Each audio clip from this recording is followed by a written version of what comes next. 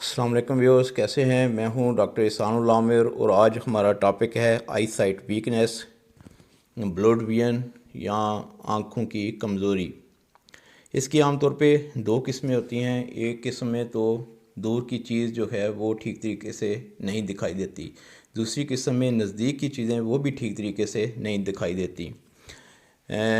ये दो किस्में जो हैं इनको इंग्लिश में हम हाइपरोपिया और मायोपिया भी कहते हैं। वजह आम तौर पे इसकी तीन होती हैं। पहली वजह यह है कि ये मसला वरासती है, नस्ल दर नस्ल भी ट्रांसफ़र होता रहता है, बच्चों तक ये कमज़ोरी जो है वो मुंतकिल होती रहती है। वजह नंबर दो है वो आजकल सोशल मीडिया की वजह से स्क्रीन का बहुत ज़्यादा इस्तेमाल है। तीसरी वजह है कि जो खुराक हम खाते हैं उसमें आँखों के लिए जो ज़रूरी न्यूट्रिएंट्स हैं उसमें वो शामिल नहीं होते। तो आइए नाज़रीन, अब हम इसके हल की तरफ चलते हैं। हल नंबर एक है कि जब भी आपको पता चल जाए कि आपको आँखों की कमज़ोरी है, आँखों की कमज़ोरी उसकी अलामत ये हैं कि आँखें दर्द करती हैं, सर भारी रहता है। जब भी मताला किया जाए या किसी चीज़ पे फोकस किया जाए तो आँखें और सर में दर्द होता है और चक्कर से फ़ील होते हैं।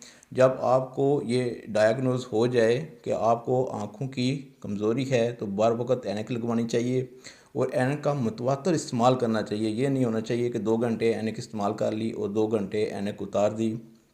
ऐनक का बर वक़्त और लगातार इस्तेमाल बहुत ज़रूरी है।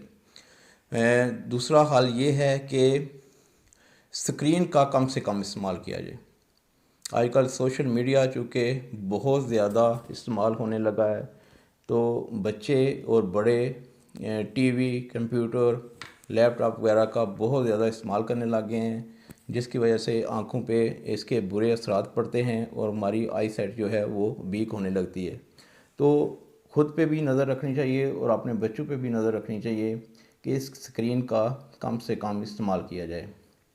तीसरे नंबर पे जो हम खुराक खाते हैं इस बात को यकीनी बनाया जाए कि वो ग़िज़ाई अज़्ज़ा जो हमारी आँखों के लिए बहुत ज़्यादा ज़रूरी हैं, क्या वो इस खुराक में जो हम खाते हैं इसमें मौजूद हैं भी कि नहीं है। 3 अज़्ज़ा जो बहुत ज़्यादा ज़रूरी हैं वो हैं ल्यूटेन, विटामिन ए और ओमेगा 3 फैटी एसिड। आम तौर पे ये किन चीज़ों में शामिल होते हैं, इसमें नट्स आ जाते हैं, बादाम आ जाता है, काजू आ जाता है, अंडा, गाजर और माल्टा, सिट्रस में ये चीज़ें मौजूद होती हैं। तो दिन के किसी एक हिस्से में ये सारी चीज़ें हमें वक्फे वक्फे से इस्तेमाल करते रहना चाहिए। इसकी वजह से हमें आँखों की जो कमज़ोरी है वो नहीं होगी। तो नाज़रीन आगे चलते हैं और इसके लिए हम होम्योपैथिक की 2 बहुत ही ज़रूरी दवाएं कापी पेंसिल लें और इनको बाकायदा लिख लें। रूटा और यूफ्रेज़िया।